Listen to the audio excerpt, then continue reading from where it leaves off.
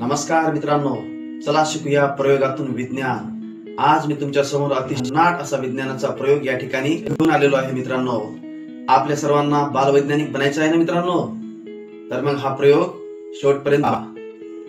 मित्रांनो, आपल्या समोर या ठिकाणी या ग्लास मधील असणाऱ्या पाण्यात लिंबू आहे आणि या लिंबाला आपल्याला वर काढायचं आहे। पण या ठिकाणी एक ट्विस्ट आहे। काय करायचं आहे आपल्याला?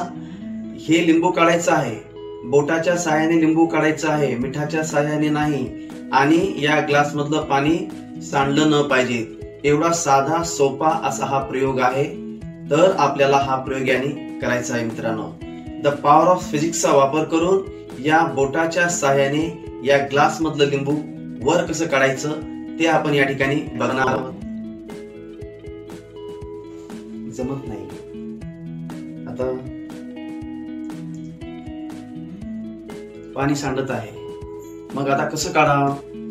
थोडासा विचार करू। आता बघा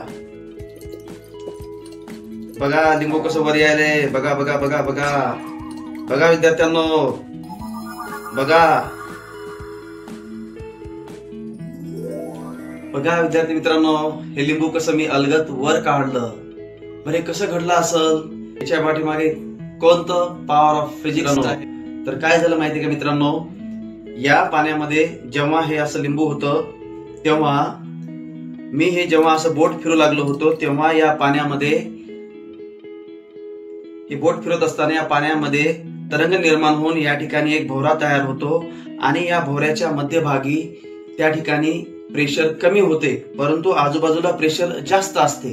त्यामुळे काय होते मित्रांनो, आणि हे असं बोट या ठिकाणी असं फिरवत असताना हवेचे लहान लहान बुडबुडे त्या लिंबाला जाऊन चिकटतात आणि असं सतत बोट फिरवत असल्यामुळे या ग्लास मधलं प्रेशर कमी जास्त होत राहते आणि त्यामुळे त्या लिंबाच्या खालचा दाब वाढतो आणि हे प्रेशर कमी जास्त होत राहिल्यामुळे पाण्याचं जे फोर्स आहे त्याला आपण बुयॉन्ट फोर्स म्हणतो, प्लावक बल म्हणतो, ते बल त्या ठिकाणी वाढते आणि त्या लिंबाला वर ढकलते आणि आपण ते लिंबू अलगद त्या ठिकाणी काढू शकलो।